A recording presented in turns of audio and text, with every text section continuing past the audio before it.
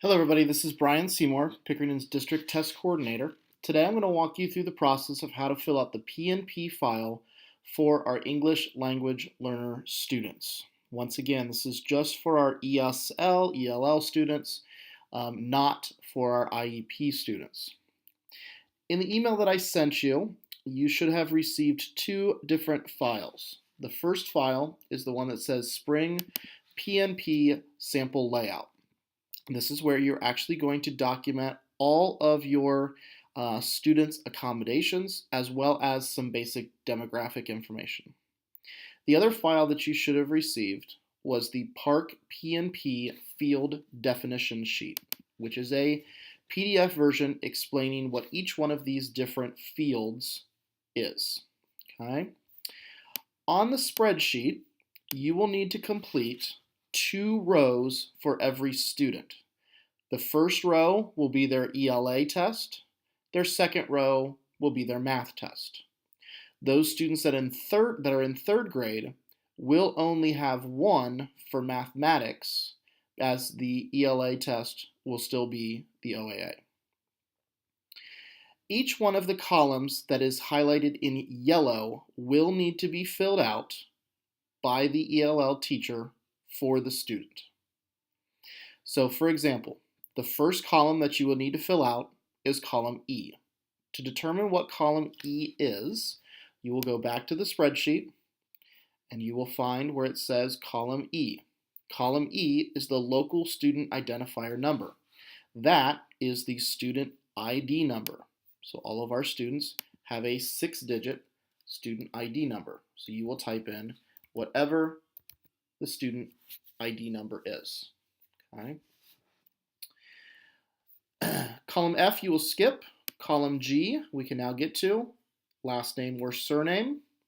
Column H, first name. Column I, middle name. Column J, birth date. And column J, sex or gender. So we're going to fill this out. So we're going to say our person is Bob Ross. And his middle name is Matthew. And his birth date. Now, birth date we have to be careful with because birth date needs to be completed in a specific format or it will not be accepted. So it needs to be year, then month, then date with dashes in between. So let's say this person is born in 2000, 0101. Now, it may reformat, and if it does reformat to that, it's perfectly fine. We'll fix it when we get to it, but as long as you put it in as the correct format the first time, we'll take care of it from there.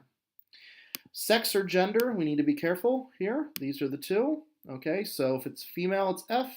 If it's a male, it's an M. Okay. The next column here in column L says test codes. So test codes depends on what type of test the kid is taking. Okay, and we need to put this down exactly as it is stated. So let's pretend that this is a 5th grade student. So if they're going to take the English Language Arts, so we're going to first of all go down here and put in ELA 05, ELA 05. Now I said you have to do 2 rows for every student. So the second row will then be their math test. So then we would go up here and we would look at where does the math test come in at. So we would put in the next row down, MAT 05. Now we can go back here and this will be exactly the same. So we can go edit, copy, put it here, and edit, paste. Just saves you a little bit of time there. Okay. Now as we go over, our next column is column M, and that is format. So paper or online. The grand majority of our students will be taking this online. There were a few students that we had to get paper-based tests for because they needed a human translator. So depending on what that student is taking, are they taking it paper-based or are they taking it online? So we'll pretend that the student is taking it online, so we're going to put a big capital O, capital O. All right. The next part of this, columns N all the way to V, are going to be yes-no type questions. Okay. So you're going to put a Y for yes or an N for no. Okay, so let's do column N first. Column N, is frequent breaks. The student is allowed to take breaks at their request during the testing session. Is that a yes or is that a no? So if it's a yes, you're going to put a Y. If it's a no, you're just going to leave it completely blank. Don't put anything in. Okay? So most of these students probably will need to take some breaks throughout the day. So we need to probably give them because they'll have the entire day. Separate or alternative location. All right, are they being put in a specific place? Are they being put in a smaller group? Really, the next couple of these kind of hits the same thing. So if they're being put into a unique classroom or they're being tested in small groups, then probably O, P, and R all need to be yes. So this would be separate alternative location, small testing group, and specific area or setting. So we could go yes for this, small group testing, they're not going to be in the general population, and then a specific area would be like your classroom. Okay. Specialized equipment or furniture. Is there anything unique that the student is going to need? If it's nothing unique, we'll leave it completely blank. So we'll keep this completely blank. This will say no. Column S, time of day. All of our students, all of our ESL students are going to be taking the tests first thing in the morning because they have most of them have extended time, which means they have the length of the day. So that would be a specific time of day that they need to test. So we'd come over here to yes and yes. Now, these next questions get a little bit more specific with an accommodation. Now, here's the issue with accommodations. Once it is turned on, I do not have the ability to turn it back off. So if a student starts taking the test and it's bothersome to them, they will have to use it for the rest of their tests. I cannot change it midway through a test administration. So column T says answer masking. For computer-based tests, what this will do is it will cover up part of the test for them. So for example, if they have a passage they have to read, it would show them the passage, but not show them the questions. All right. Once again, this is something that I can't really turn off halfway through the test. I would recommend for these couple of accommodations here, if a student has never had these accommodations, do not turn them on. And the reason for that is now they're trying to figure out a brand new accommodation on the high stakes test, and it's going to be more cumbersome and more of a burden to them than it will be a help because now they're having some new accommodation they've never seen before. Okay, so if you want this to be a yes, fill in a Y, and if you want this to be blank or no, leave it blank. So we're going to pretend on our Bob Ross person here that he is not getting color masking or answer masking. Column U is color contrast. This now allows for you as the test administrator to change the background color of the test. So what this would do, and here's a couple examples over here. So the normal test is white with black writing, kind of like what you're seeing here on this screen. We have the ability to make the background color change. So this would be black font on cream background, black font on light blue background, you have magenta background, you have a white font on a black background, light blue with a dark blue background, and so on and so forth. Basically, this is for students that have trouble seeing the white and the black, as you're seeing right now. Once again, if a student has not had this accommodation, do not turn this on, okay? So, if you want one of these pieces and parts because it makes sense to what their accommodations are and what they've had for the school year, then you can go ahead and you can select this, and it needs to be exactly as it is written in here, okay? If you don't want anything, just leave it completely blank. So we're going to say for Bob Ross that he is not getting any type of color contrast at all. The last part in this is text-to-speech for mathematics. Do you want text-to-speech turned on for your student in mathematics. Okay.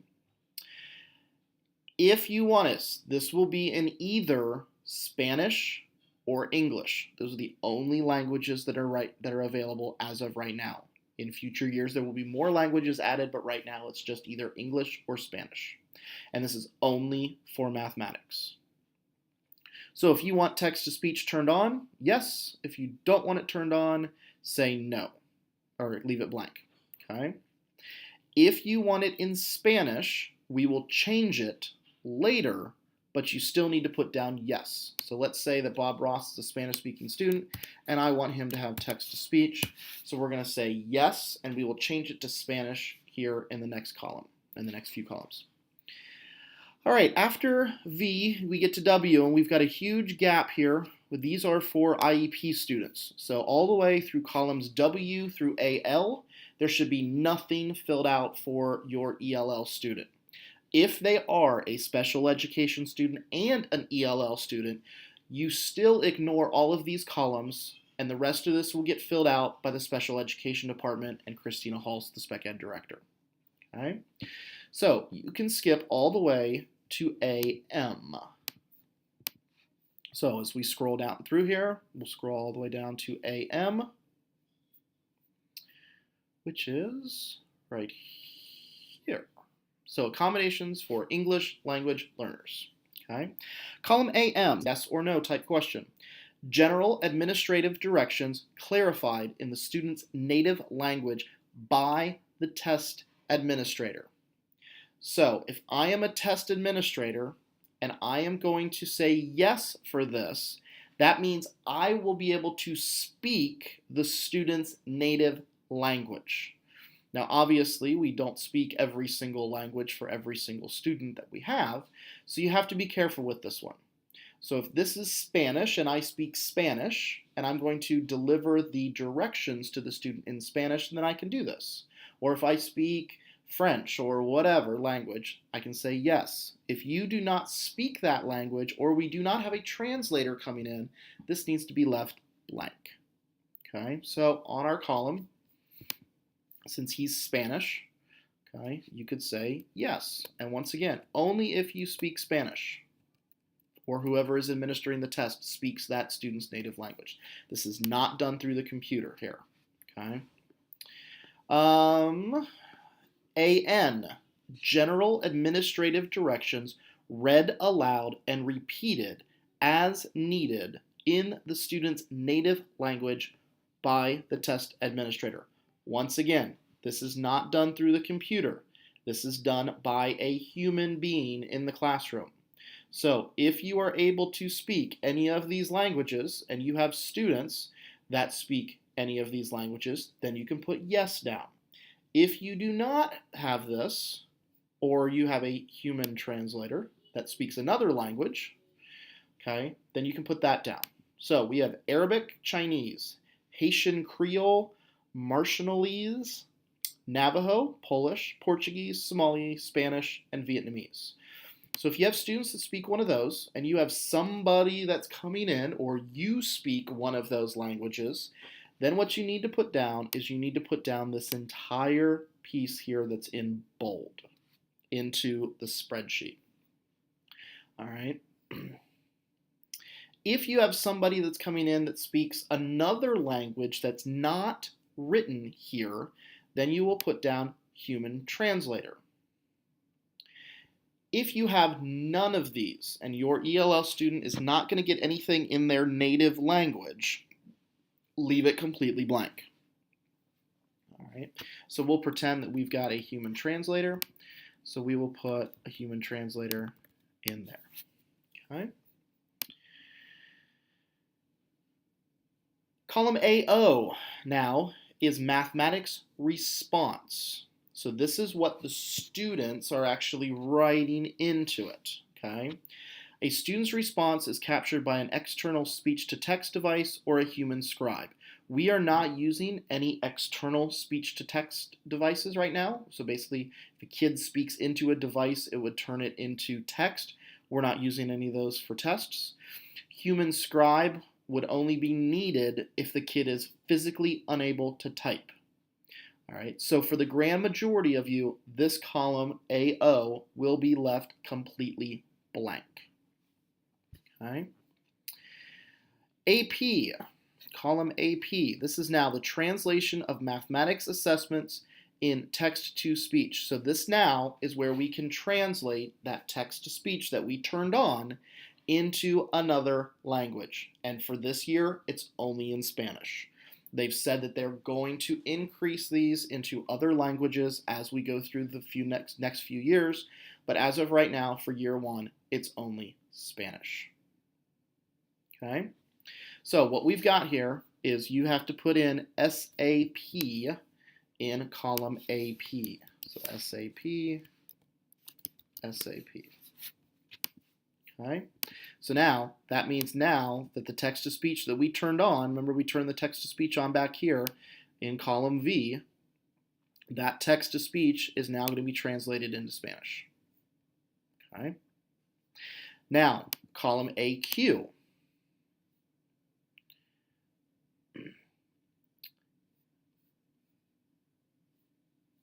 AQ, translation of the mathematics assessment online. Once again, if you want the mathematics test in Spanish, we need to turn it on and we need to activate it in both places. SAP, SAP. So basically, for AQ, if you put SAP here in column AP, put it here as well. That means the entire math test will then be in Spanish. Directions, questions, and answers will all be in Spanish. Column AR, word-to-word dictionaries. We've had discussions about the word-to-word dictionaries. Chris Land has ordered the grand majority of those for us. So if your student is having a word-to-word dictionary, an actual handheld dictionary, then you need to put in a Y for yes or keep it blank for no. So if Bob Ross, our fictional student here, okay, and then the last column you need to fill out is column AS, extended time. So does your student have extended time based on their ELL plan? Okay. If they do have extended time, all you put down is EL, EL. Okay.